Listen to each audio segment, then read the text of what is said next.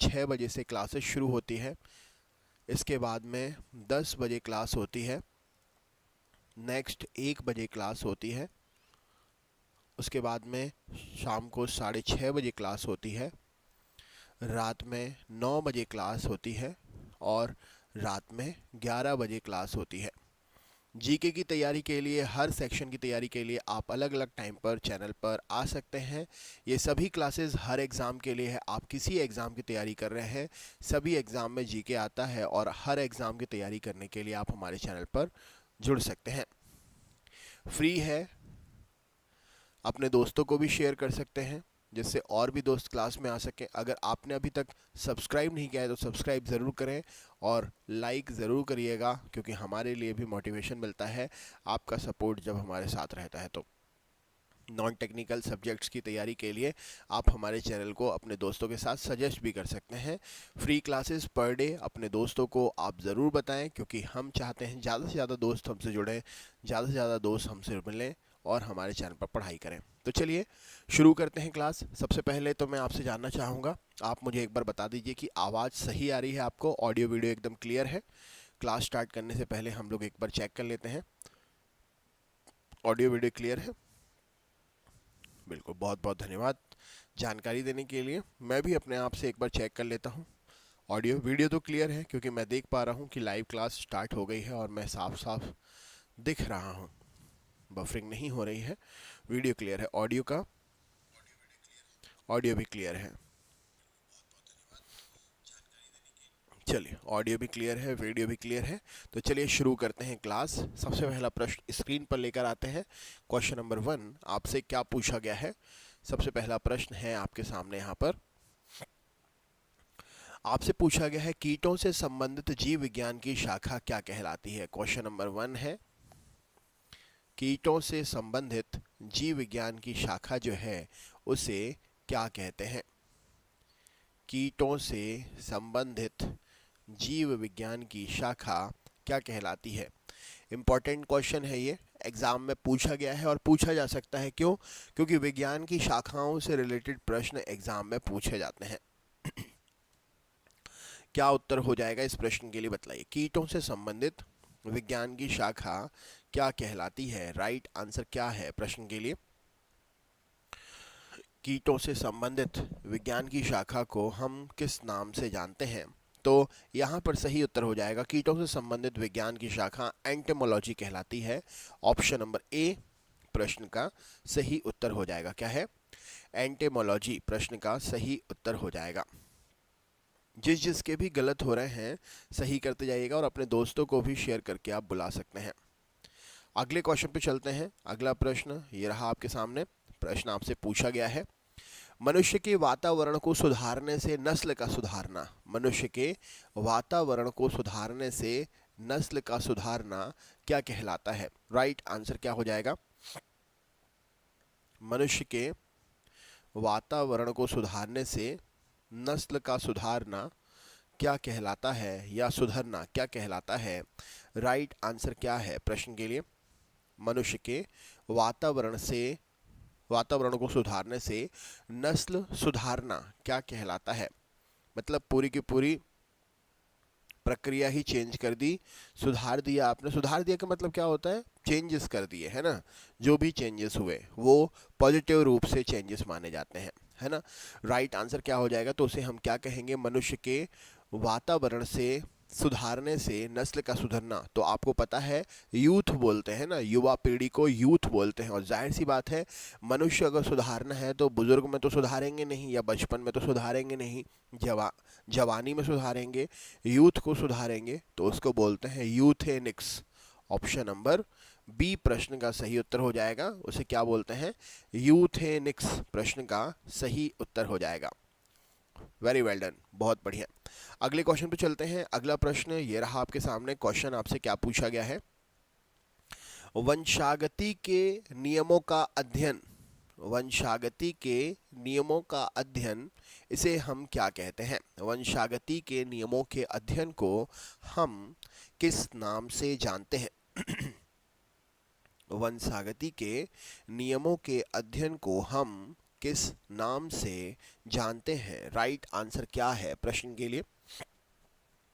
Champions, video को share ज़रूर करें अपने दोस्तों के साथ में, अपने ग्रुप्स में, जिससे और भी लोग पढ़ने के लिए जुड़ सकें। वंशागति के नियमों के अध्ययन को क्या कहा जाता है? राइट आंसर क्या है प्रश्न के लिए? चलिए देख लेते हैं। तो इसे हम आनुवांशिकी के नाम से जानते हैं। वेरी इंपॉर्टेंट क्वेश्चन है, एग्जाम में हमेशा पूछा जाता है। आनुवांशिकी, वंशागति के नियमों के अध्ययन को क्या कहा जाता है? तो इसे हम आनुवांशिकी कहते हैं। राइट आंसर हो जाएगा। Very well done champions, very well done, keep it up, good going. अगला क्वेश्चन आपके सामने ये रहा। प्रश्न आपसे पूछा गया है मोलस्क समुदाय के बारे में। क्वेश्चन आपसे पूछता है मोलस्क समुदाय के जंतुओं के कवच का अध्ययन क्या कहलाता है? मोलस्क समुदाय के जंतुओं के कवच का अध्ययन क्या कहलाता है?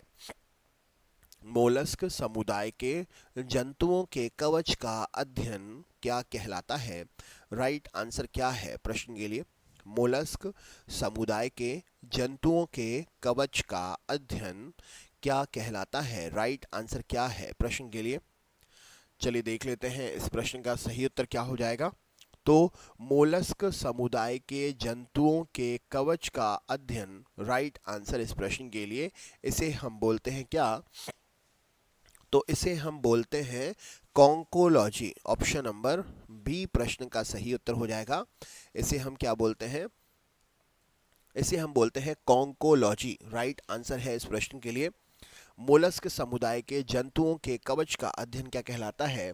तो इसे हम कॉन्कोलॉजी बोलते हैं। राइट आंसर हो जाएगा। Very well done champions, very well done. Video को शेयर करते चलिए अपने अपने ग्रुप में। अगर आप किसी ग्रुप में जुड़े हैं तो वीडियो को ज़रूर शेयर करें ज़्यादा से ज़्यादा।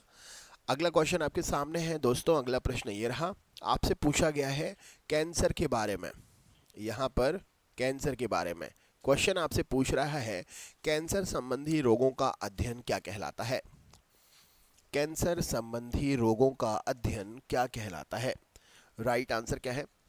कैंसर संबंधी रोगों का अध्ययन क्या कहलाता है? सही उत्तर क्या है प्रश्न के लिए? कैंसर संबंधी रोगों का अध्ययन क्या कहलाता है? राइट आंसर क्या हो जाएगा? तो चलिए देख लेते हैं इस प्रश्न का सही उत्तर हो जाएगा। तो आप सभी को पता है कैंसर का इलाज करने वाला डॉक्टर ऑन्कोलॉजिस्ट कहलाता है।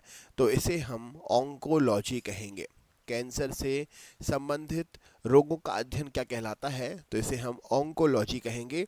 इस विभाग से संबंधित डॉक्टर जो होता है वो ऑन्कोलॉजिस्ट कहलाता है और इस अध्ययन को ऑन्कोलॉजी कहते हैं। ठीक है, नेक्स्ट क्वेश्चन देख लेते हैं चैंपियंस। अगला प्रश्न न्यूरोलॉजी का आपको पता है, न्यूरॉन से संबंधित। न्यूरॉन्स का मतलब रीढ़ की हड्डी, शरीर का जो तंत्रिका तंत्र है, न्यूरॉन से संबंधित रोगों का अध्ययन न्यूरोलॉजी में, है ना। ऑर्गेनोलॉजी में ऑर्गन्स का अध्ययन होता है ना। राइट आंसर सीरोलॉजी में ब्लड से संबंधित अध्ययन होता है। तो यहाँ पर ऑप्शन नंबर सी प्रश्न का सही उत्तर हो जाएगा। आपको बताना है, यहाँ पर क्वेश्चन है अगर किसी को घाव हुआ है और उस घाव का अध्ययन है कि उसको वह घाव कैसे हुआ है, क्या है, कैसा है, तो घाव का अध्ययन किस में कहते हैं? देखिए दोस्तों, विज्ञान की ये शाखाएं एग्जाम में 100% पूछी जाती हैं, क्योंकि शाखाओं से संबंधित कोई भी प्रश्न कहीं से भी उठ के आ सकता है। तो इनको अच्छे से याद कर लीजिएगा, और अगर आपको अच्छे से याद है तो वेल एंड गुड है, बढ़िया है, आपको याद है। अगर नहीं है तो आपके पास समय है, इनको याद कर लीजिए आज की क्लास में। घाव का अध्ययन क्या कहलाता है? राइट आंसर क्या है प्रश्न के लिए? घाव का अध्ययन क्या कहलाता है? सही उत्तर क्या है प्रश्न के लिए? चलिए देख लेते हैं इस प्रश्न का सही उत्तर क्या हो जाएगा। तो घाव का अध्ययन जो है इसे हम बोलते हैं ऑप्शन नंबर ट्रोमेंटोलॉजी। राइट आंसर क्या हो जाएगा? इसे हम बोलते हैं ट्रोमेंटोलॉजी। ऑप्शन नंबर सी प्रश्न का सही उत्तर हो जाएगा, ट्रोमेंटोलॉजी। नेक्स्ट क्वेश्चन देख लेते हैं। अगला प्रश्न ये रहा। हिस्टोलॉजी इनमें से किससे संबंधित है? हिस्टोलॉजी इनमें से किससे संबंधित है? हिस्टोलॉजी इनमें से किससे संबंधित है? राइट आंसर क्या है प्रश्न के लिए? हिस्टोलॉजी किससे संबंधित है? सही उत्तर क्या हो जाएगा? हिस्टोलॉजी जो है यह किससे संबंधित है? राइट आंसर क्या है प्रश्न के लिए? हिस्टोलॉजी। हिस्टोलॉजी जो है यह किससे संबंधित है? Right answer. चलिए देखते हैं इस प्रश्न का सही उत्तर क्या हो जाएगा। तो हिस्टोलॉजी जो है ऊतकों से संबंधित विज्ञान के अध्ययन को कहते हैं। ऑप्शन नंबर ए प्रश्न का सही उत्तर हो जाएगा। ऊतकों से संबंधित विज्ञान के अध्ययन को हम हिस्टोलॉजी के नाम से जानते हैं। Very well done champions, very well done, keep it up, good going. अगले क्वेश्चन पे चलते हैं। अगला प्रश्न ये रहा आपके सामने, ऑर्निथोलॉजी में किसका अध्ययन किया जाता है? ऑर्निथोलॉजी में किसका अध्ययन किया जाता है? ऑर्निथोलॉजी में किसका अध्ययन किया जाता है? राइट आंसर क्या है? क्वेश्चन एग्जाम की दृष्टि से बहुत ही महत्वपूर्ण है। आप अच्छे से याद करिए, याद करके रखेंगे आपका ही फायदा है, जिससे आपको क्वेश्चन के आंसर सिलेक्ट करने में दिक्कत नहीं रहेगी। क्यों? क्योंकि आपने उनको पढ़ के रखा है ना। राइट आंसर क्या है प्रश्न के लिए? चलिए बतलाइए। क्वेश्चन आपसे क्या पूछा गया है? आपसे पूछा गया है यहाँ पर ऑर्निथोलॉजी में किसका अध्ययन किया जाता है? ऑर्निथोलॉजी में किसका अध्ययन किया जाता है? राइट आंसर क्या है? ऑर्निथोलॉजी में किसका अध्ययन किया जाता है? तो यहाँ पर राइट आंसर हो जाएगा, ऑर्निथोलॉजी में जो है पक्षियों का अध्ययन करते हैं। ऑप्शन नंबर ए प्रश्न का सही उत्तर हो जाएगा। ऑर्निथोलॉजी में पक्षियों का अध्ययन किया जाता है। Very well done champions, very well done. Next question देख लेते हैं। अगला प्रश्न ये रहा आपके सामने, तितलियों का अध्ययन क्या कहलाता है? तितलियों का अध्ययन क्या कहलाता है? राइट आंसर क्या है प्रश्न के लिए? तितलियों का अध्ययन क्या कहलाता है? राइट आंसर क्या है प्रश्न के लिए? तितलियों का अध्ययन क्या कहलाता है? सही उत्तर क्या है प्रश्न का? तितलियों का अध्ययन क्या कहलाता है? राइट आंसर क्या हो जाएगा इस प्रश्न के लिए? चलिए देख लेते हैं। तितलियों का अध्ययन, राइट आंसर क्या है? तितलियों के अध्ययन को क्या बोलते हैं? तो ऑप्शन नंबर सही उत्तर हो जाएगा। तितलियों के अध्ययन को हम बोलते हैं लेपिडेटेरियोलॉजी। ऑप्शन नंबर सी प्रश्न का सही उत्तर हो जाएगा। तितलियों के अध्ययन को हम बोलते हैं लेपिडेटेरियोलॉजी। राइट आंसर है ऑप्शन नंबर सी। तितलियों का अध्ययन क्या कहलाता है? तो ये कहलाता है लेपिडेटेरियोलॉजी। नेक्स्ट क्वेश्चन देख लेते हैं। अगला प्रश्न ये रहा आपके सामने। जिसके भी गलत हो रहे हैं सही करते जाइए। जो भी चैनल पर नए हैं सब्सक्राइब जरूर करते जाएं। नेक्स्ट है आपके सामने, कीड़ों के अध्ययन को क्या कहा जाता है? कीड़ों के अध्ययन को क्या कहा जाता है? राइट आंसर क्या है? कीड़ों के अध्ययन को क्या कहा जाता है? कीड़ों के अध्ययन को क्या कहा जाता है? सही उत्तर क्या है प्रश्न के लिए? कीड़ों के अध्ययन को क्या कहा जाता है? राइट आंसर क्या है प्रश्न के लिए? कीड़ों के अध्ययन को क्या कहा जाता है? तो यहाँ पर सही उत्तर हो जाएगा, कीड़ों के अध्ययन को हम एंटोमोलॉजी के नाम से जानते हैं। ऑप्शन नंबर बी प्रश्न का सही उत्तर हो जाएगा। कीड़ों का अध्ययन क्या कहलाता है? तो इसे हम एंटोमोलॉजी के नाम से जानते हैं। सही उत्तर हो जाएगा। जिसके भी गलत हो रहे हैं सही करते जाइए। जो भी चैनल पर पहली बार आ रहे हैं सब्सक्राइब जरूर करते जाएं। नेक्स्ट क्वेश्चन देख लेते हैं। अगला प्रश्न ये रहा आपके सामने। क्वेश्चन आपसे पूछा गया है, पैलियोंटोलॉजी के अंतर्गत किसका अध्ययन किया जाता है? पैलियोंटोलॉजी के अंतर्गत किसका अध्ययन किया जाता है? पैलियोंटोलॉजी के अंतर्गत जो है यह किसका अध्ययन किया जाता है? राइट आंसर क्या है प्रश्न के लिए? पैलियोंटोलॉजी के अंतर्गत जो है किसका अध्ययन किया जाता है? सही उत्तर क्या है प्रश्न के लिए? पैलियोंटोलॉजी के अंतर्गत किसका अध्ययन किया जाता है? सही उत्तर क्या है प्रश्न के लिए? वीडियो शेयर करते चलें। चैनल पर नए हैं तो सब्सक्राइब करना ना भूलें। राइट आंसर क्या है? पैलियोंटोलॉजी के अंतर्गत किसका अध्ययन किया जाता है? सही उत्तर क्या हो जाएगा? तो यहाँ पर राइट आंसर है, पैलियोंटोलॉजी के अंतर्गत जो है यह अध्ययन किया जाता है जीवाश्म का। ऑप्शन नंबर जीवाश्म, फॉसिल। ऑप्शन नंबर डी प्रश्न का सही उत्तर हो जाएगा। जीवाश्म का अध्ययन किया जाता है। जिसके भी गलत हो रहे हैं सही करते जाइए। अगला क्वेश्चन आपके सामने है। प्रश्न आपसे क्या पूछा गया है, जीवों के संक्रमण के विरुद्ध प्रतिरोध का अध्ययन कैसे करते हैं। जीवों के संक्रमण के विरुद्ध, अगर कोई जीव संक्रमित कर रहा है किसी को, तो उस संक्रमण को कैसे रोकें, इसके विरुद्ध जो अध्ययन किया जाता है, जीवों के संक्रमण के विरुद्ध जो अध्ययन किया जाता है, उसे हम किस नाम से जानते हैं। क्या उत्तर हो जाएगा, जीवों के संक्रमण के विरुद्ध जो अध्ययन किया जा रहा है उसे हम किस नाम से जानते हैं। राइट आंसर क्या है प्रश्न के लिए। वीडियो शेयर करते चलिए, चैनल पर नए हैं तो सब्सक्राइब करना ना भूलें, लिंक शेयर करते चलिए, अपने अपने दोस्तों को ज़रूर बतलाएं। क्या उत्तर हो जाएगा,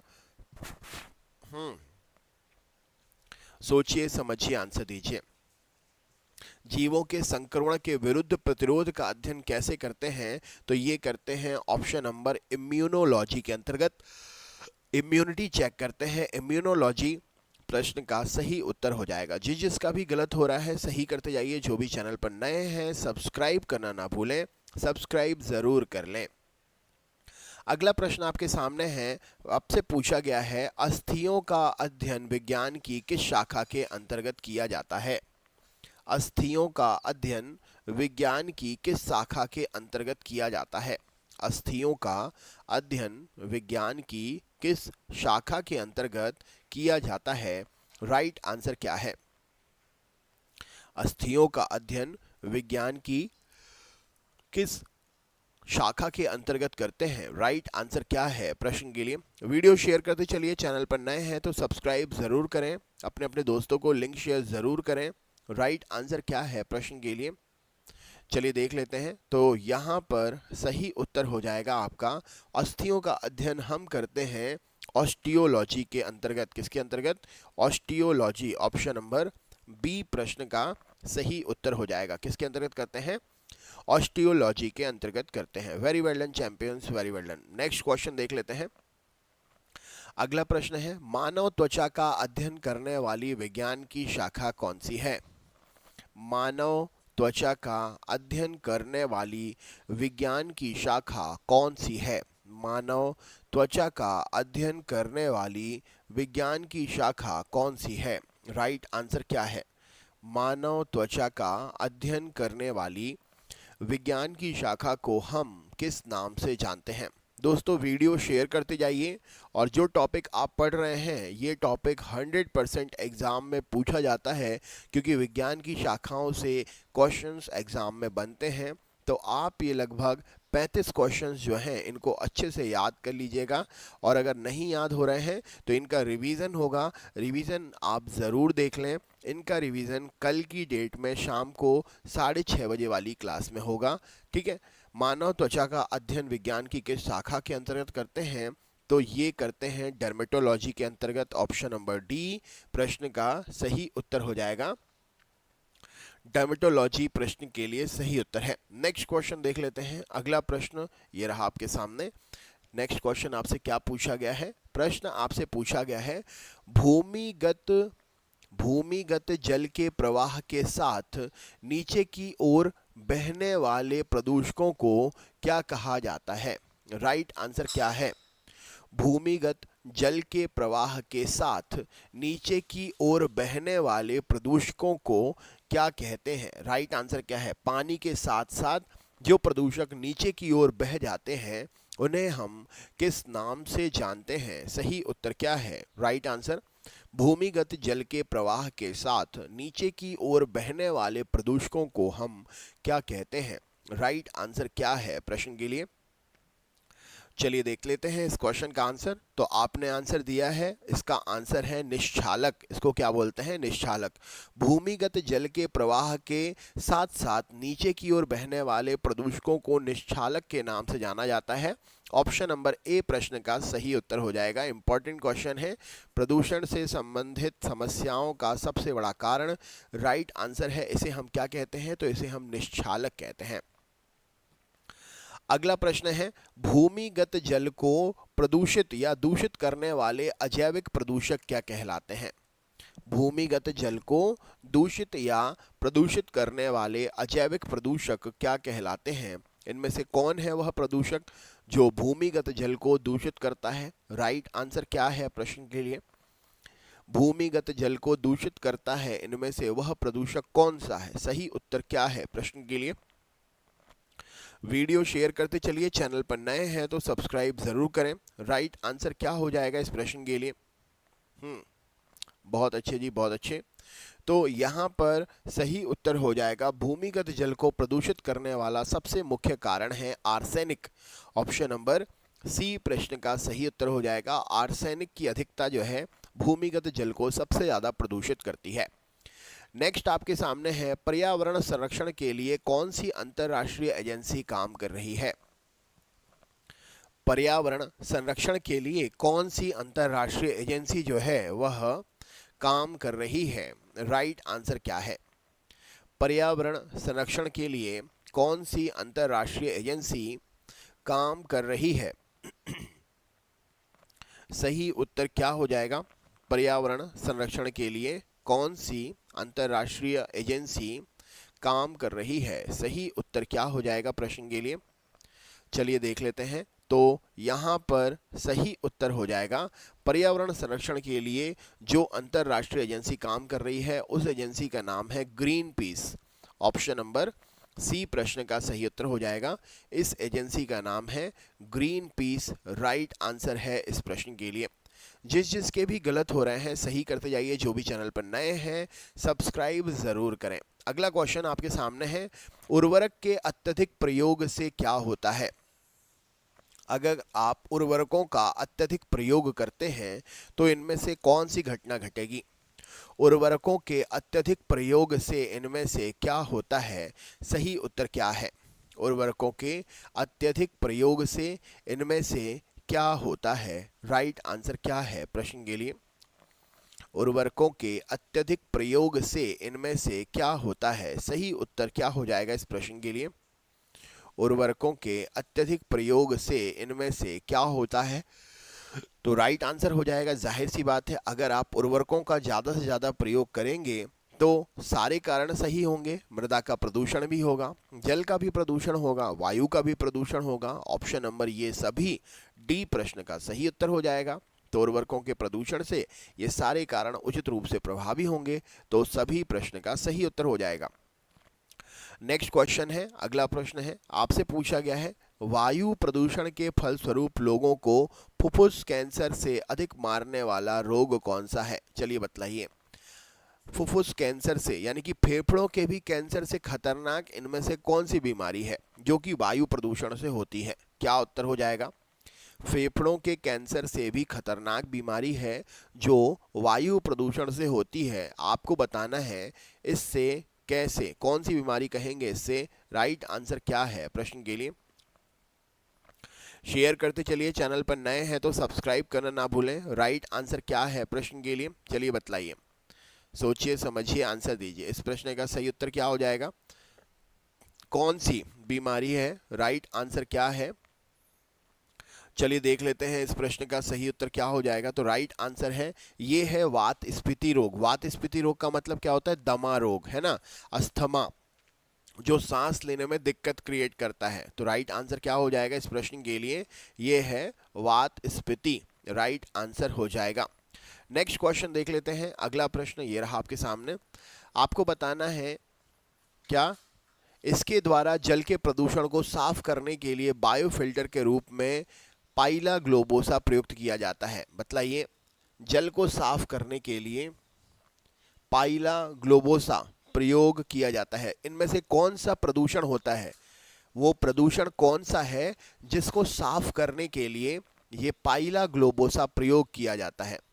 कौन सा ये प्रदूषण है जिसको साफ करने के लिए ये पाइला ग्लोबोसा प्रयोग किया जाता है?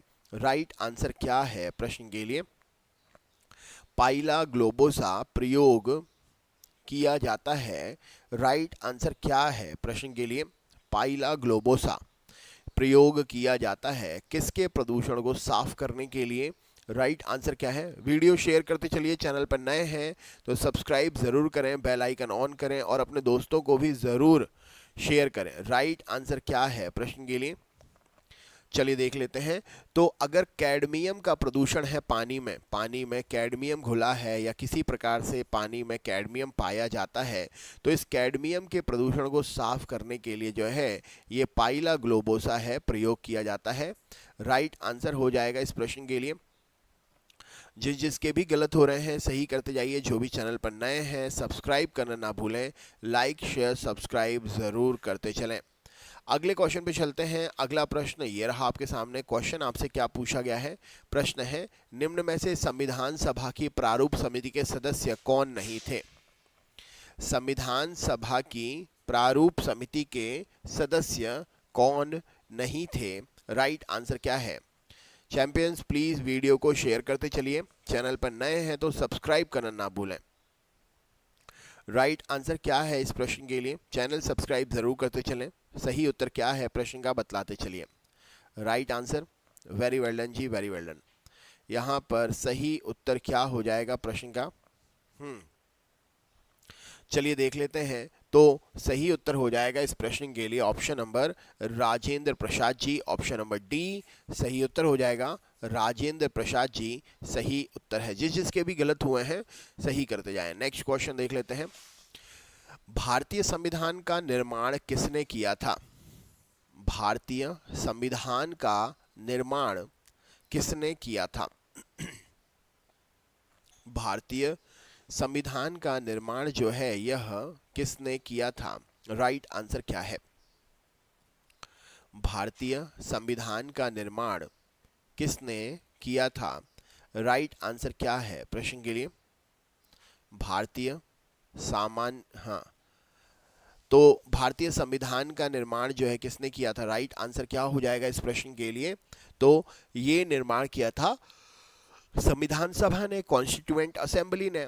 ऑप्शन नंबर बी प्रश्न का सही उत्तर हो जाएगा। भारतीय संविधान का निर्माण किसने किया था? तो कॉन्स्टिट्यूएंट असेंबली ने भारतीय संविधान का निर्माण किया था। जिसके भी गलत हो रहे हैं सही करते जाइए। जो भी चैनल पर नए हैं सब्सक्राइब करना ना भूलें। अगला क्वेश्चन देख लेते हैं। अगला प्रश्न ये रहा आपके सामने। कांग्रेस ने संविधान निर्माण हेतु संविधान सभा की गठन की मांग सर्वप्रथम 1936 के किस वार्षिक अधिवेशन में रखी थी? 1936 के कौन से वार्षिक अधिवेशन में संविधान सभा के गठन की मांग कांग्रेस ने रखी थी? राइट आंसर क्या है प्रश्न के लिए? कांग्रेस ने कौन से अधिवेशन में संविधान सभा के गठन की मांग रखी थी, जो कि अधिवेशन 1936 में हुआ था? और आपको बताना है ये अधिवेशन जो है ये कहां पर हुआ था? 1936 का अधिवेशन जो है यह कहां पर हुआ था जहां संविधान सभा के गठन की मांग रखी गई थी? राइट आंसर क्या है प्रश्न के लिए? वीडियो शेयर करते चलें। चैनल पर नए हैं तो सब्सक्राइब करना ना भूलें। राइट आंसर क्या हो जाएगा प्रश्न के लिए? चलिए देख लेते हैं। तो यहाँ पर सही उत्तर हो जाएगा, ये था फैजपुर का अधिवेशन। ऑप्शन नंबर राइट आंसर है फैजपुर का अधिवेशन। सही उत्तर हो जाएगा। ए प्रश्न का सही उत्तर है। कांग्रेस ने संविधान निर्माण हेतु संविधान सभा के गठन की मांग सर्वप्रथम 1936 में वार्षिक अधिवेशन में फैजपुर अधिवेशन में रखी थी। अगला क्वेश्चन आपके सामने है। प्रश्न आपसे पूछा गया है, 42वें संविधान संशोधन द्वारा संविधान की प्रस्तावना में कौन से शब्द जोड़े गए थे? 42वें संविधान संशोधन के द्वारा संविधान की प्रस्तावना में कौन से शब्द जोड़े गए थे? राइट आंसर क्या है? कौन से शब्द जोड़े गए थे? सही उत्तर क्या है? 42वें संविधान में संशोधन जब हुआ था तब प्रस्तावना में कौन से शब्द जोड़े गए थे? राइट आंसर क्या है प्रश्न के लिए? चलिए देखते हैं इस प्रश्न का सही उत्तर क्या हो जाएगा। तो ये शब्द जोड़े गए थे पंथ निरपेक्ष, समाजवादी और अखंडता। ऑप्शन नंबर सी प्रश्न का सही उत्तर हो जाएगा। पंथ निरपेक्ष, समाजवादी और अखंडता, ये तीन शब्द जोड़े गए थे। राइट आंसर हो जाएगा। नेक्स्ट क्वेश्चन है आपके सामने। निम्न में से कौन सी विशेषता भारतीय संविधान की विशेषता नहीं है? इनमें से कौन सी विशेषता भारतीय संविधान की विशेषता नहीं है? राइट आंसर क्या है प्रश्न के लिए? इनमें से कौन सी विशेषता भारतीय संविधान की विशेषता नहीं है? राइट आंसर क्या है प्रश्न के लिए?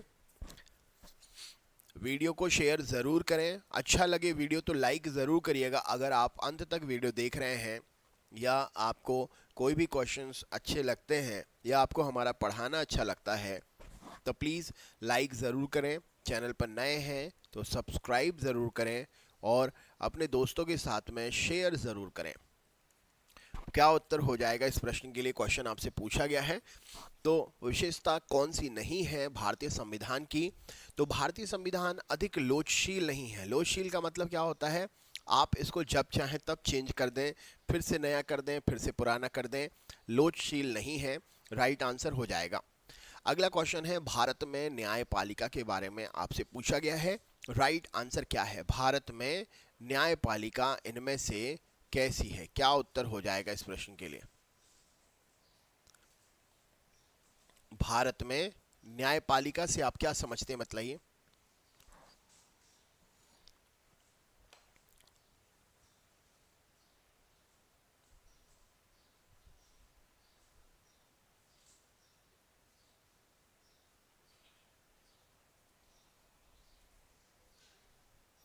भारत में न्यायपालिका, भारत में न्यायपालिका से आप क्या समझते हैं, चलिए बतलाइए। राइट आंसर चलिए देख लेते हैं। तो यहाँ पर सही उत्तर क्या हो जाएगा? तो हमारी न्यायपालिका भारत में स्वतंत्र निकाय है, स्वतंत्र है अपने रूप से, उस पर कोई भी बंदिश नहीं है, अपने फैसलों के लिए वो स्वतंत्र है। राइट आंसर हो जाएगा, न्यायपालिका भारत में स्वतंत्र है। नेक्स्ट क्वेश्चन देख लेते हैं। अगला प्रश्न ये रहा आपके सामने। क्वेश्चन आपसे पूछा गया है, भारतीय संविधान का निम्न में से कौन सा तत्व संघीय शासन की विशेषता नहीं है? भारतीय संविधान में कौन सा तत्व संघीय शासन की विशेषता नहीं है? राइट आंसर क्या है? संघीय शासन की विशेषता। वीडियो शेयर करते चलिए, चैनल पर नए हैं तो सब्सक्राइब जरूर करें। संघीय शासन की विशेषता इनमें से कौन सी नहीं है? चलिए देख लेते हैं। तो यहां पर राइट आंसर हो जाएगा, संघीय शासन की विशेषता ऑप्शन नंबर एकल नागरिकता नहीं है। राइट आंसर हो जाएगा इस प्रश्न के लिए, एकल नागरिकता संघीय शासन की विशेषता नहीं है। नेक्स्ट क्वेश्चन है, अगला प्रश्न आपसे पूछा गया है, निम्न में से कौन से तत्व हमारे संविधान को एकात्मक स्वरूप प्रदान करते हैं? इनमें से कौन से तत्व हमारे संविधान को एकात्मक स्वरूप प्रदान करते हैं? राइट आंसर क्या है? हमारे संविधान को एकात्मक स्वरूप प्रदान करते हैं, क्या उत्तर हो जाएगा? हमारे संविधान को एकात्मक स्वरूप प्रदान करते हैं, कौन है ये? राइट आंसर क्या हो जाएगा? तो हमारे संविधान को एकात्मक रूप प्रदान करने वाले इनमें से हैं राज्यों में हम जानते हैं कि राष्ट्रपति शासन लग सकता है, बिल्कुल सही है। केंद्र को आपातकालीन अधिकार हैं, बिल्कुल सही है। अवशिष्ट शक्तियां संसद के पास हैं, मीटिंग करके वो किसी भी प्रकार के निर्णय ले सकती हैं। तो यहाँ पर उपर्युक्त सभी प्रश्न का सही उत्तर हो जाएगा, डी प्रश्न का सही उत्तर हो जाएगा। तो हमारे संविधान के एकात्मक स्वरूप प्रदान करते हैं, ये सभी प्रश्न का सही उत्तर हो जाएगा। राइट आंसर है option number D. Very well done champions, बहुत अच्छे। अगला प्रश्न आपसे देखिए क्या पूछा गया है, संसदीय प्रणाली की सरकार में निम्न में से कौन वास्तविक कार्यपालिका शक्ति का प्रयोग करता है? वास्तविक कार्यपालिका शक्ति का प्रयोग इनमें से कौन करता है? संसदीय प्रणाली की सरकार में वास्तविक कार्यपालिका शक्ति का प्रयोग कौन करता है? सही उत्तर क्या हो जाएगा? वीडियो शेयर करते चलिए, चैनल पर नए हैं तो सब्सक्राइब करना ना भूलें, सब्सक्राइब जरूर करें। सही उत्तर क्या हो जाएगा? संसदीय प्रणाली की सरकार में वास्तविक कार्यपालिका शक्ति का प्रयोग कौन करता है? चलिए देखते हैं। तो वास्तविक कार्यपालिका शक्ति का प्रयोग जो है मंत्रिमंडल करता है। ऑप्शन नंबर मंत्रिमंडल प्रश्न का सही उत्तर हो जाएगा। नेक्स्ट है अगला प्रश्न आपसे यहाँ पर पूछा गया है, संसदीय प्रणाली की सरकार में कार्यपालिका का मुखिया इनमें से कौन सा ऑप्शन फॉलो करता है? कार्यपालिका का मुखिया इनमें से कौन सा ऑप्शन फॉलो करता है? चलिए बतलाइए, कार्यपालिका का मुखिया इनमें से कौन सा ऑप्शन फॉलो करेगा? राइट आंसर क्या हो जाएगा इस प्रश्न के लिए? संसदीय प्रणाली की सरकार में कार्यपालिका का मुखिया, क्या उत्तर हो जाएगा? आपके पास में 4 ऑप्शन है, इनमें से कौन सा ऑप्शन सही होगा? संसदीय प्रणाली की सरकार में कार्यपालिका का मुखिया इनमें से कौन सा ऑप्शन सही रखेगा, बतलाइए। तो यहां पर सही उत्तर हो जाएगा, कार्यपालिका का मुखिया जो है यह सिर्फ नाम मात्र की शक्तियां रखता है। ऑप्शन नंबर बी प्रश्न का सही उत्तर हो जाएगा, कार्यपालिका का मुखिया नाम मात्र की शक्तियां रखता है। नेक्स्ट क्वेश्चन है, अगला प्रश्न, संसदीय प्रणाली प्रजातंत्र में प्रधानमंत्री अन्य मंत्रियों की तुलना में इनमें से कौन सा ऑप्शन फॉलो करेगा?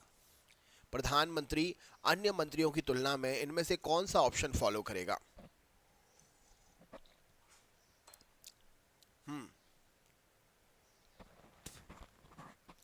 प्रधानमंत्री इनमें से कौन सा ऑप्शन फॉलो करेगा, बतलाइए। चलिए देख लेते हैं। तो यहां पर सही उत्तर हो जाएगा ऑप्शन नंबर, संसदीय प्रणाली की सरकार में प्रधानमंत्री अन्य मंत्रियों की तुलना में सभी मंत्रियों के, क्या उत्तर हो जाएगा? समान लोगों में प्रथम होता है। अन्य मंत्रियों की तुलना में समान लोगों में प्रथम होता है। ऑप्शन नंबर ए प्रश्न का सही उत्तर हो जाएगा, राइट आंसर है। नेक्स्ट क्वेश्चन है, संसदीय प्रणाली की सरकार में मंत्री परिषद उत्तरदायी होती है। संसदीय प्रणाली की सरकार में मंत्री परिषद कैसे उत्तरदायी होती है? संसदीय प्रणाली की सरकार में मंत्री परिषद उत्तरदायी होती है। राइट आंसर क्या है?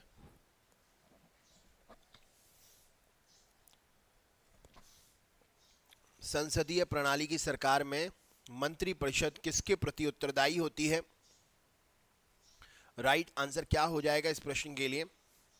तो संसदीय प्रणाली की सरकार में मंत्री परिषद जो है संसद के निम्न सदन के प्रति, ऑप्शन नंबर बी प्रश्न का सही उत्तर हो जाएगा, संसद के निम्न सदन के प्रति उत्तरदायी होती है।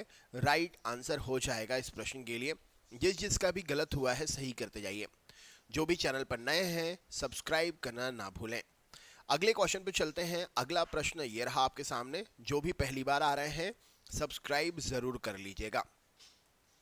नेक्स्ट क्वेश्चन है, कोई व्यक्ति संसद के किसी भी सदन का सदस्य हुए बिना कितने दिनों तक मंत्री रह सकता है? कोई व्यक्ति संसद का सदस्य हुए बिना कितने दिनों तक मंत्री रह सकता है? राइट आंसर क्या है प्रश्न के लिए? कोई व्यक्ति संसद का सदस्य हुए बिना कितने दिनों तक मंत्री रह सकता है? राइट आंसर क्या है प्रश्न के लिए? वीडियो शेयर करते चलें। चैनल पर नए हैं तो सब्सक्राइब करना ना भूलें। लाइक शेयर सब्सक्राइब जरूर करते चलें। तो यहाँ पर राइट आंसर हो जाएगा, कोई भी व्यक्ति संसद का सदस्य हुए बिना कितने दिनों तक मंत्री रह सकता है? तो सिर्फ और सिर्फ 6 माह तक मंत्री रह सकता है। नेक्स्ट है, राष्ट्रपति सामान्यतः प्रधानमंत्री किसे नियुक्त करता है? राष्ट्रपति सामान्यतः प्रधानमंत्री किसे नियुक्त करता है?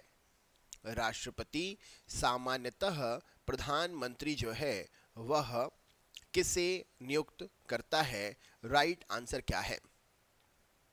राष्ट्रपति सामान्यतः प्रधानमंत्री किसे नियुक्त करता है? राइट आंसर क्या है प्रश्न के लिए? वीडियो शेयर करते चलिए। चैनल पर नए हैं तो सब्सक्राइब जरूर करें। तो यहाँ पर सही उत्तर हो जाएगा, राष्ट्रपति सामान्य तौर पर प्रधानमंत्री जो है लोकसभा के बहुमत दल के नेता को, ऑप्शन नंबर बी प्रश्न का सही उत्तर हो जाएगा, राइट आंसर है। अगले क्वेश्चन पे चलते हैं।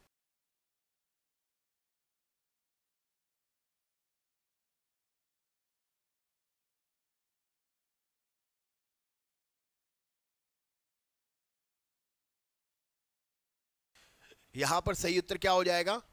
राइट आंसर, राष्ट्रपति सामान्यतः किसे प्रधानमंत्री नियुक्त करता है? तो लोकसभा में बहुमत दल के नेता को नियुक्त करता है। ऑप्शन नंबर बी प्रश्न का सही उत्तर हो जाएगा। नेक्स्ट क्वेश्चन है आपके सामने, संघीय शासन प्रणाली में सरकार, संघीय शासन प्रणाली में सरकार के इनमें से कौन सा ऑप्शन सही होगा? राइट आंसर क्या है प्रश्न के लिए? संघीय शासन प्रणाली में सरकार के बारे में अगर हम बात करें तो इनमें से कौन सा ऑप्शन सही होगा? राइट आंसर क्या है प्रश्न के लिए? वेरी वेल डन जी, वेरी वेल डन। सही उत्तर क्या है प्रश्न के लिए? चलिए देख लेते हैं।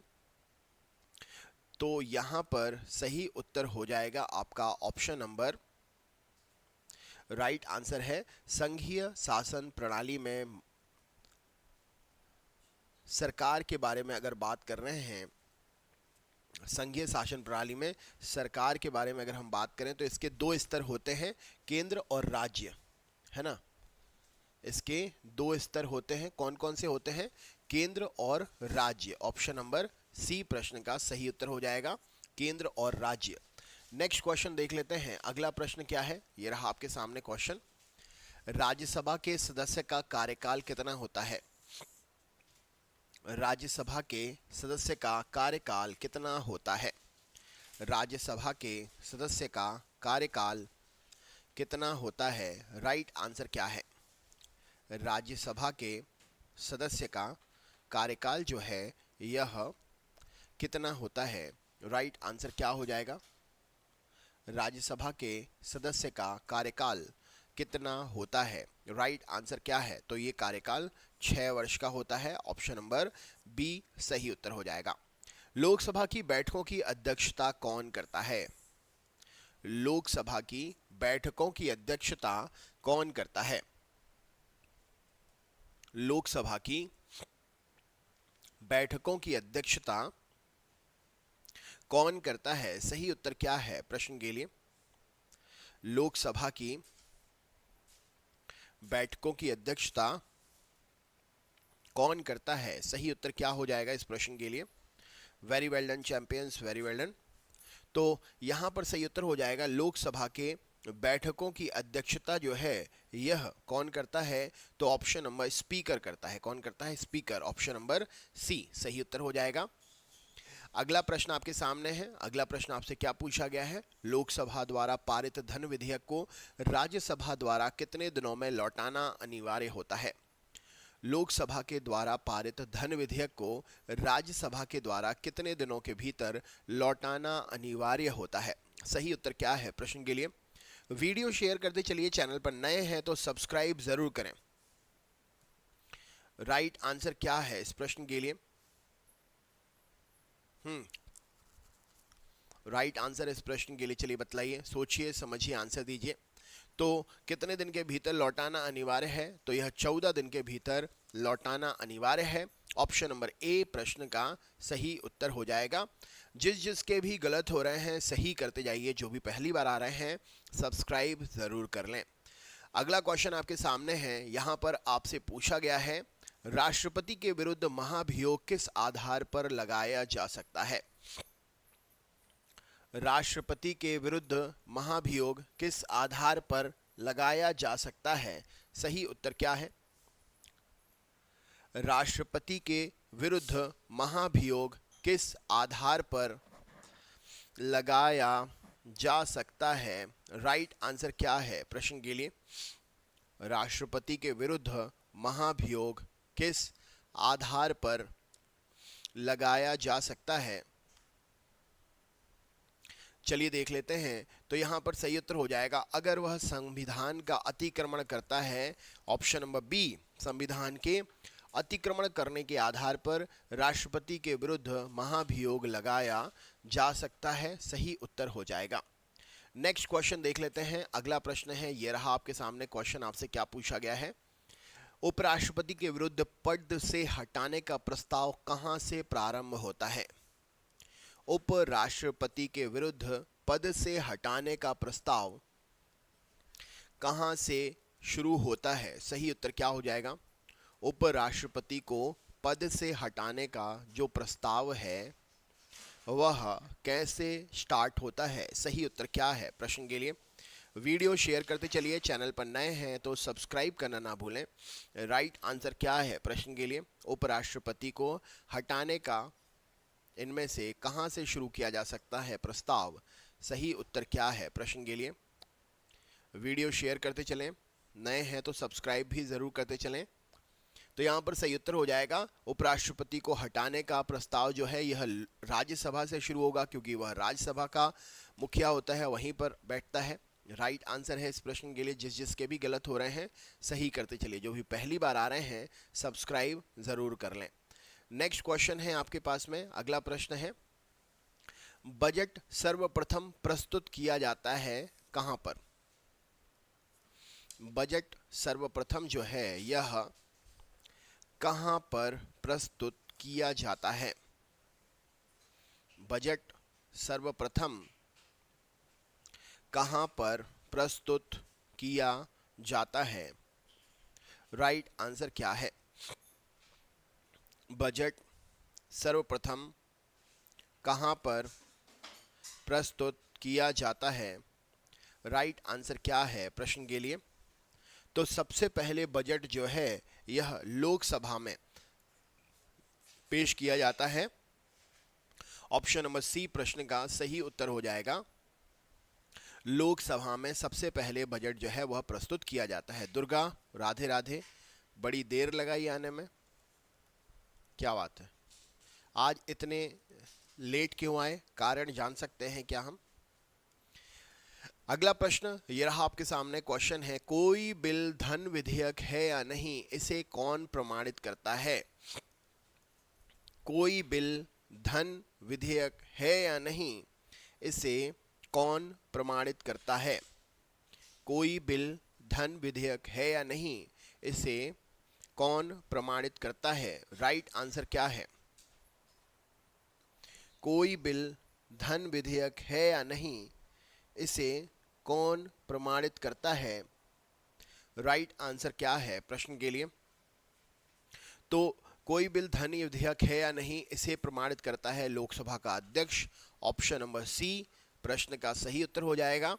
लोकसभा का अध्यक्ष कोई बिल धन विधेयक है या नहीं, इसे लोकसभा का अध्यक्ष प्रमाणित करता है। नेक्स्ट क्वेश्चन है, धन विधेयक को लोकसभा में पेश करने की अनुमति कौन देता है?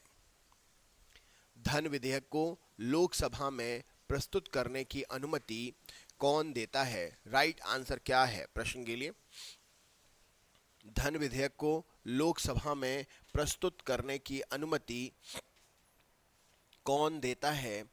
राइट आंसर क्या है? प्रश्न के लिए वीडियो शेयर करते चलिए। चैनल पर नए हैं तो सब्सक्राइब करना ना भूलें, सब्सक्राइब ज़रूर करते चलें। राइट आंसर क्या है? प्रश्न के लिए हाँ जी, शेयर करते चलिए सभी।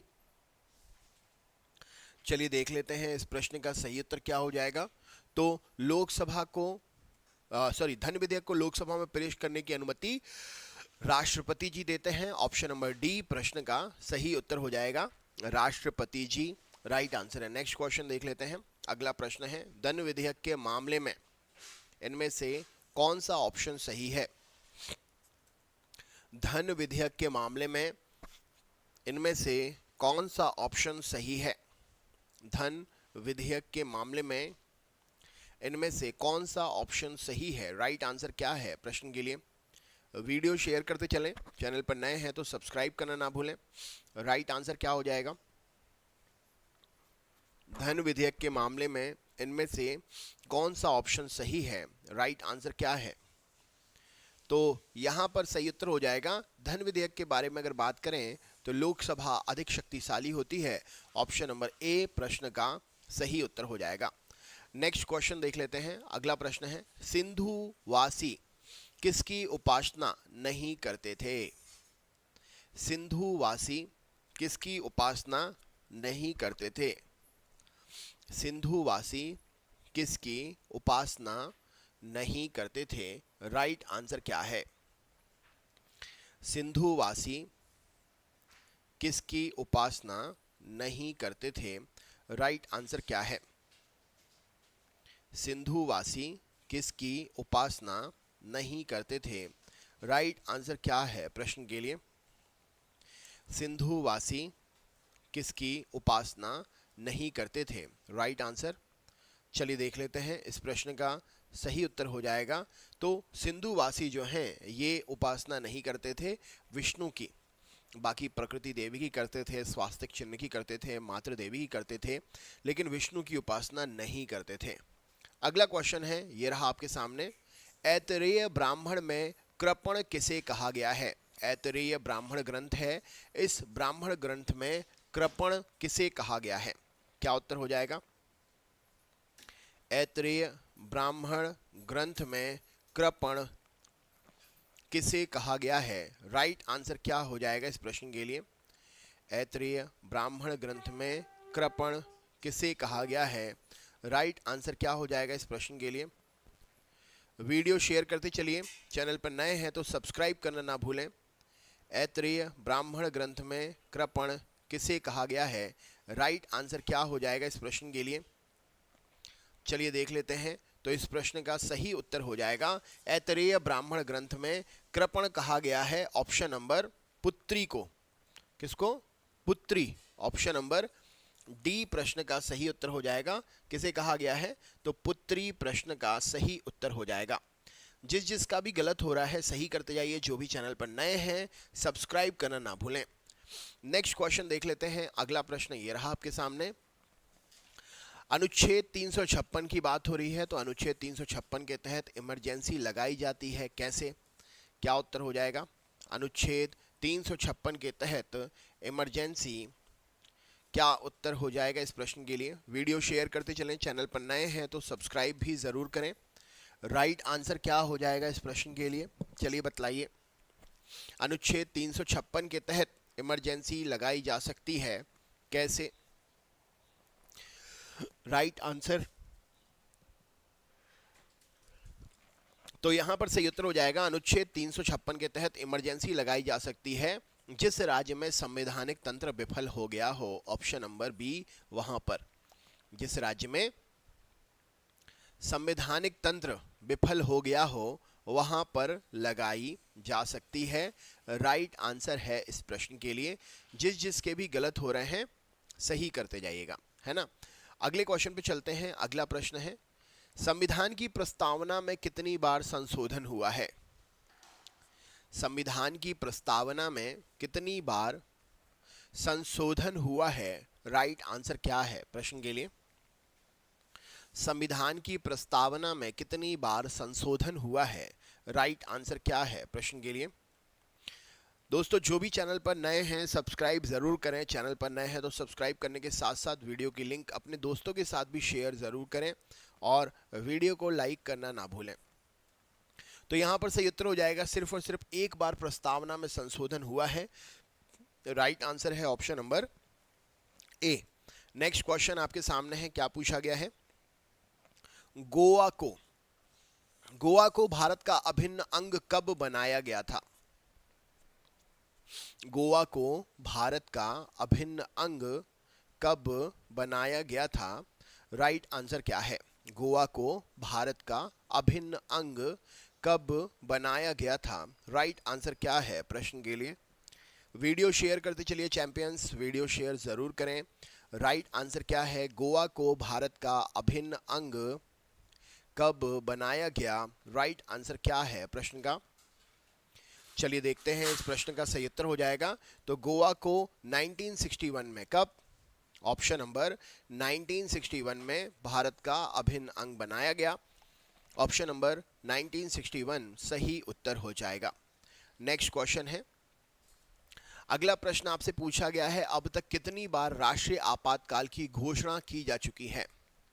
अब तक कितनी बार राष्ट्रीय आपातकाल की घोषणा की जा चुकी है? सही उत्तर क्या है प्रश्न के लिए? अब तक कितनी बार राष्ट्रीय आपातकाल की घोषणा की जा चुकी है? राइट आंसर क्या है? चैंपियंस वीडियो को शेयर ज़रूर करें। चैनल पर नए हैं तो सब्सक्राइब करना ना भूलें। लाइक शेयर सब्सक्राइब भी करते चलें। अब तक कितनी बार जो है आपातकाल की घोषणा हो चुकी है? Right answer. चलिए देख लेते हैं। तो यहाँ पर सही उत्तर हो जाएगा, अब तक जो है 3 बार प्रश्न का सही उत्तर हो जाएगा। आपातकाल की घोषणा हो चुकी है। Very well done. Next question है, अगला प्रश्न आपसे पूछा गया है, कब और किस संविधान संशोधन में मताधिकार की आयु 21 वर्ष से घटाकर 18 वर्ष कर दी गई? कौन से संविधान संशोधन में मताधिकार की आयु जो है वह 21 वर्ष से घटाकर 18 वर्ष कर दी गई? राइट आंसर क्या है प्रश्न के लिए? वीडियो को शेयर ज़रूर करें, चैनल पर नए हैं तो चैंपियन सब्सक्राइब ज़रूर कर लीजिएगा। चलिए बताइए, कब और किस संविधान संशोधन में मताधिकार की आयु 21 वर्ष से घटाकर 18 वर्ष हो गई? सही उत्तर क्या है प्रश्न के लिए? तो यहाँ पर सही उत्तर हो जाएगा 1961 में जो 1989 वाला 61वां संविधान संशोधन, क्षमा करिएगा, 1989 वाला 61वां संविधान संशोधन जो था, इस संशोधन में मताधिकार की आयु को जो है 18 वर्ष कर दिया गया। राइट आंसर हो जाएगा इस प्रश्न के लिए ऑप्शन नंबर डी प्रश्न का सही उत्तर है। नेक्स्ट क्वेश्चन है, वैदिक अनुष्ठानों में जिस खाद्यान्न का प्रयोग का विधान है वह खाद्यान्न कौन सा है? इनमें से कौन से खाद्यान्न का प्रयोग वैदिक अनुष्ठानों में किया जाता है? राइट आंसर क्या है? कौन से खाद्यान्नों का प्रयोग वैदिक अनुष्ठानों में किया जाता है? राइट आंसर क्या है? कौन से खाद्यान्न का प्रयोग वैदिक अनुष्ठानों में किया जाता है? सही उत्तर क्या है? कौन से खाद्यान्न का प्रयोग वैदिक अनुष्ठानों में किया जाता है? राइट आंसर क्या है प्रश्न के लिए? चलिए देख लेते हैं। तो यहाँ पर सही उत्तर हो जाएगा, वैदिक अनुष्ठानों में हम प्रयोग करते हैं चावल का। राइट आंसर है ऑप्शन नंबर बी, सही उत्तर हो जाएगा, चावल का प्रयोग किया जाता है। नेक्स्ट क्वेश्चन आपके सामने है। प्रश्न आपसे पूछा गया है, भारतीय संगीत का जनक हम किसे कहते हैं? भारतीय संगीत का जनक हम किसे कहते हैं? राइट आंसर क्या हो जाएगा इस प्रश्न के लिए? भारतीय संगीत का जनक किसे कहा जाता है? राइट आंसर क्या है इस प्रश्न के लिए? भारतीय संगीत का जनक किसे कहा जाता है? राइट आंसर क्या हो जाएगा? भारतीय संगीत का जनक किसे कहा जाता है? तो यहां पर सही उत्तर हो जाएगा सामवेद। भारतीय संगीत का जनक सामवेद कहलाता है। राइट आंसर है। नेक्स्ट क्वेश्चन है, भारत में कितने राज्यों में द्विसदनात्मक व्यवस्था प्रवर्तन है? कितने सदनों में द्विसदनात्मक व्यवस्था है? गौरव शर्मा बड़ी देर से आए, इतनी लेट क्यों?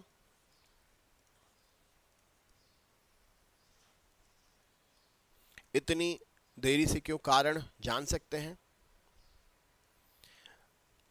कितने राज्यों में द्विसदनात्मक व्यवस्था का प्रवर्तन है? राइट आंसर क्या है प्रश्न के लिए? तो द्विसदनात्मक व्यवस्था तो है भारत के 6 राज्यों में है।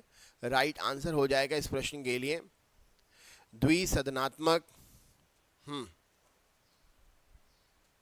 व्यवस्था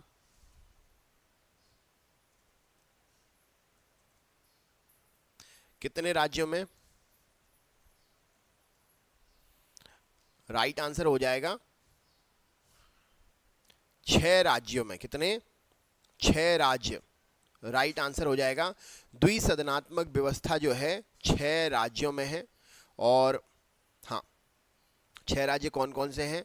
आंध्र प्रदेश, तेलंगाना, कर्नाटक, महाराष्ट्र, बिहार, उत्तर प्रदेश। आंध्र प्रदेश, कर्नाटक, तेलंगाना, महाराष्ट्र, बिहार और उत्तर प्रदेश, है ना? राइट आंसर हो जाएगा इस प्रश्न के लिए।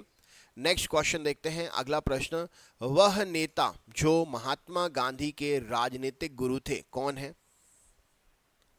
वह नेता जो महात्मा गांधी के राजनीतिक गुरु थे उनका नाम क्या है? वह नेता जो महात्मा गांधी के राजनीतिक गुरु थे उनका नाम क्या है? सोकर इतनी देरी से, बहुत बढ़िया। सही उत्तर क्या हो जाएगा? महात्मा गांधी के राजनीतिक गुरु कौन कहे जाते हैं? तो यहाँ पर सही उत्तर हो जाएगा गोपाल कृष्ण गोखले। महात्मा गांधी के राजनीतिक गुरु गोपाल कृष्ण गोखले सही उत्तर हो जाएगा। अगला क्वेश्चन है, चलो दिल्ली ये नारा किसने दिया था? चलो दिल्ली ये नारा किससे संबंधित है? राइट आंसर क्या है? चलो दिल्ली का नारा इनमें से किससे संबंधित है?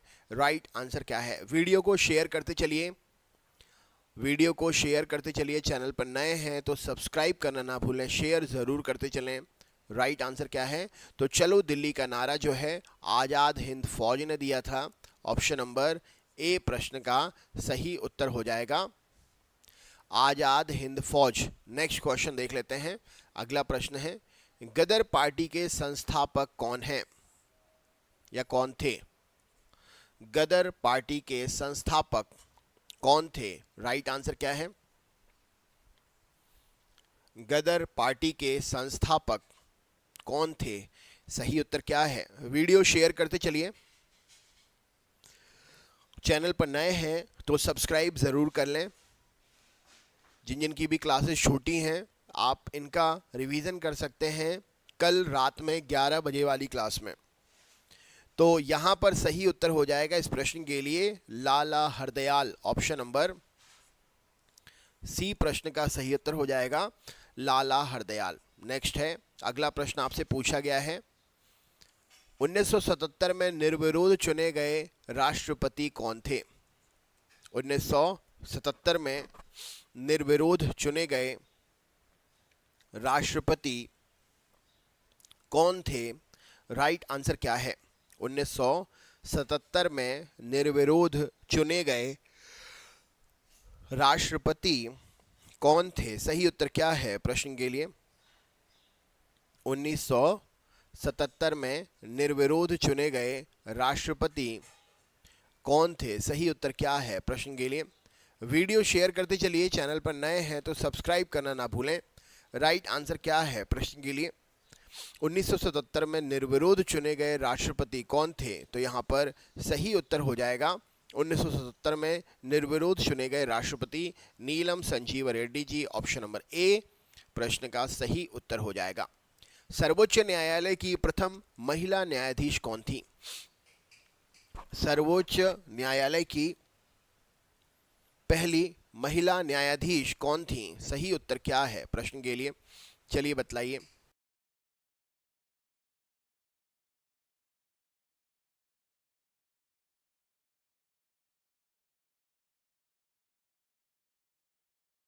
यहाँ पर सही उत्तर क्या हो जाएगा इस प्रश्न के लिए? ऑप्शन नंबर, क्वेश्चन आपसे पूछा गया है सर्वोच्च न्यायालय की पहली महिला न्यायाधीश कौन थी? तो इनका नाम था फातिमा बीबी जी। ऑप्शन नंबर ए प्रश्न का सही उत्तर हो जाएगा। राइट आंसर है। नेक्स्ट क्वेश्चन देख लेते हैं।